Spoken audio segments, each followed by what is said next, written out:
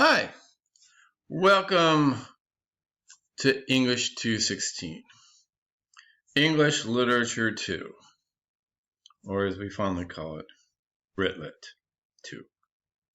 Okay, so before I begin too much, let me just right away say welcome. I'm very happy you're here, very glad to see everyone. Of course, I'm not actually seeing anyone, at least not yet. Really pleased that you've made it into this class, COVID or otherwise. All right. Yes, I would vastly prefer to be in the classroom, but this was not to be, after all. Okay. So let's talk a few things about the class and kind of my approach to it. Okay. Britlit 2 follows Britlit 1.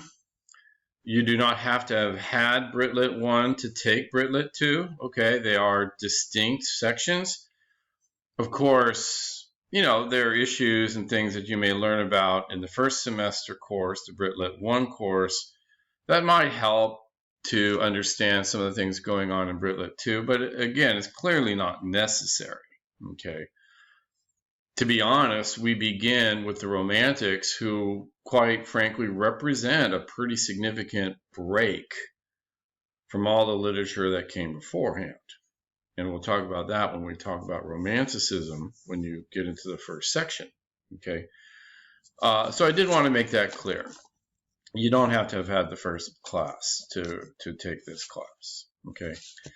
Now, the syllabus is posted on Canvas.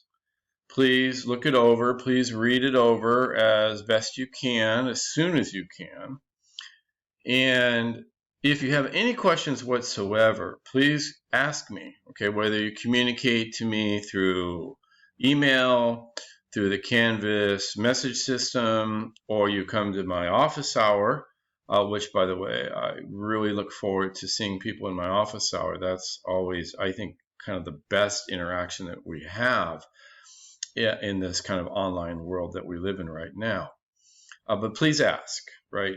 Don't get stuck on something and don't feel like, oh, I don't know what he's talking about here, but I'll just go on. Please don't do that. Please ask me, okay, so I can explain to you what's going on, okay?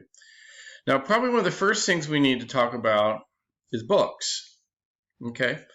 So I'm not a fool. I do know, of course, that a lot of the literature that we study is actually available for free online. And if you use your free sources, that is, of course, your prerogative.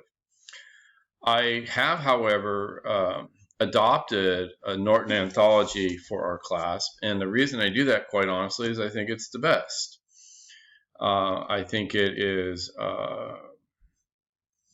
especially if you're an English major, you know, you plan on doing this all the way through your bachelor's degree, you know, getting the real nitty-gritty editorial help can make a significant difference. Now, this is the Norton Anthology. Now, there are actually 3 of these. There used to be one big book, but English teachers are not known for being physically strong, and so they broke it up into 3 smaller books because so many weak-handed, weak-armed English teachers were dropping their books on their feet and breaking their toes. No, I'm not really sure that's what it is, but when the book rep came by a few years back and said, hey, we're breaking it up into 3 books, I said, oh, I really prefer 1. And she basically told me I was the only person in the entire United States of America that she had talked to who thought that they preferred to have just 1 book. Hey, if I lose just 1 book, I lose just 1 book. Here I could lose 3. Anyway, so the Norton Anthology of English Literature, first book is called The Romantic Period. Okay, we're in volume 10. It looks like this, right? Okay, do not buy the major authors edition. Buy this one, Norton Anthology of English Literature, 10th edition. Norton does make a very similar anthology that they call the major authors, and it's fine, except that some of the works that we're going to be looking at are not there. Okay, that's the Romantics. Okay, that's how we begin our semester. The second book is the Victorian Age. Okay, oh, it looks like this again, 10th edition. Okay, so we'll be looking at our wonderful Victorian authors there. The third book, the 20th and 21st centuries. Okay, 10th edition. There it is. All right, there we go. Bring us up to the present. We also have Emma by Jane Austen. Now again, Emma is available in multiple ways. This is the one that I've assigned for the course, right? The Norton Anthology, because again, it has like tons of help, right? The Norton Critical Edition is what they call this, and this is 4th edition, edited by George Justice. Now, if you already own a copy of Emma, you'll probably be fine, okay? If you don't own a copy of Emma, then please go ahead and purchase this one, okay? Ideally, okay? And again, there is a lot of editorial assistance that's available in this version, which may not be available online or in other editions, okay? Again, though, I always have students who do not purchase these books. They have other books, or they go to the online environment and do the freebies. And for the most part, I think, do well. I don't know. Maybe those are the ones who don't do well. I should put tracers on them or something. Now, the MLA handbook is a recommended text. I don't do anything with this in our class, okay? The only reason I even include it in the syllabus is because we do have essays that we're writing, and so we do have to write those in MLA format, which you have probably learned in English 101 or 105 already, and maybe even 205 if you've had that. But I just put it down just so that you know it's kind of part of what we expect. We being, of course, a royal we. This is now in the 9th edition. Yay! Oh, there it goes. 9th edition. Okay. Which is pretty much the same as the 8th edition, by the way. I don't think the format actually really changed at all between the 8th and the 9th. It's just more examples in the 9th edition, which I think was very much needed, just between you and me. Okay. So other things. Here's the syllabus. Hopefully you are reading this. You have already read it maybe, and if you haven't read it yet, please do so at your earliest convenience. I do want to say that, there's important contact information, first of all, about the email, office hours, and my personal Zoom ID. I use the same ID number for office hours every day this semester, okay? I don't change my ID, okay? It's basically the same. And in fact, there's actually a link on the syllabus.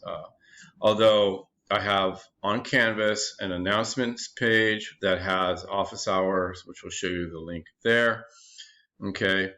And I believe I've sent out a message to the class, an email message to the class that also had the Zoom ID on it. If you do want to see me in office hours, you can just drop in. You don't need an appointment. I would say it doesn't hurt to tell me, hey, Mr. Hoffman, I want to see you on Wednesday. I'm going to come in about 10:15 or something like that. That way, at least I know what's going on, right? It's not mandatory, okay, but it's certainly helpful. Okay. So as we're looking, I'm still looking at the syllabus together with you right now. The first page of the syllabus, as I said, has the textbooks. It has the information. It does not have my office phone because I'm not going to the office, right? We're still sitting here at home. So basically, email or Canvas system or office hours is the best way to contact me. Now the student, the syllabus has the course description. That's the one that's in the catalog, right? And it's very exciting, trust me. The student learning objectives and student learning outcomes are also included in the syllabus. That's called make your administrators happy. or make them happy with me at least. In terms of some other things that are in the syllabus, the first is about participation, and it's really important that everybody understand that even though this is not like going to a classroom and sitting in a chair at a certain day and time, you get to do this on your own at your own times, you still need to participate. Now, the main thing that I would say is if you stop, you don't want to do this class anymore, please officially drop. You don't have to notify me that you're dropping, although again, it's kind of nice when I hear from students if they tell me that, okay? You should be checking your email and Canvas on a daily basis between Monday and Friday, okay? As a general practice, if I have something I want to say to the entire class, I send out an announcement. If I have something I just want to say to an individual student, I'll send out a message, okay?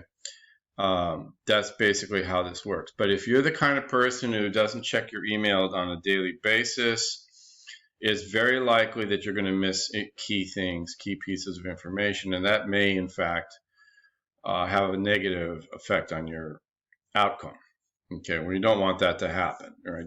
Stay current, stay, on top of things. I know that younger people especially aren't really cool about email. They're like, oh, whatever, email's for old people. But guess what? That's the only way that we actually communicate to you. Until this Canvas system starts texting you messages, you have to make sure that you are looking at your emails. Okay, look at the drop dates. Those are in the syllabus. Check the course calendar. The whole course is right here in front of you on the syllabus, by the way. Right? Every reading that we're going to have. Okay, there are 4 essays that we're going to write, okay, and the essays basically a Romanticism essay, Victorian essay, Modernism essay, and Postmodernism, Postcolonialism essay, okay. So we have that in front of us, okay, so keep that in mind. But a huge part of the course, and this is one thing I want to say before the end of this video, is the discussion threads. We have discussion threads on a weekly basis, and there are two due dates for every discussion thread. A Wednesday due date for initial comments and posts every week, and then a Friday due date for 2 replies. On your Canvas app, it will only show you the second due date.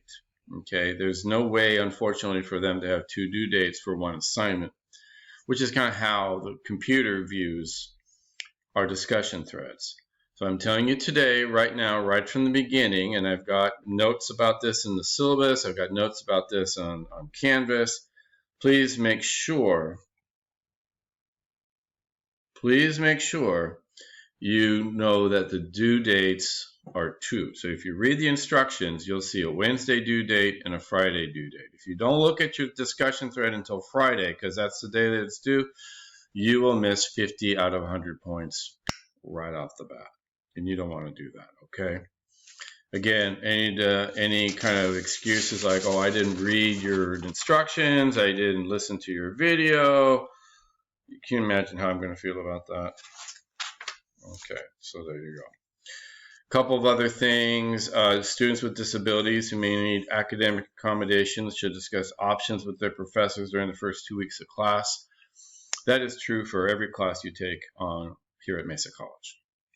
Also, there is a tutoring center at Mesa online, and it is accessible through Canvas, or MT2C, I think is what they call it. I think it's a stupid name, but they didn't ask me. And when they told me what it was, I told them it was stupid, that they didn't care.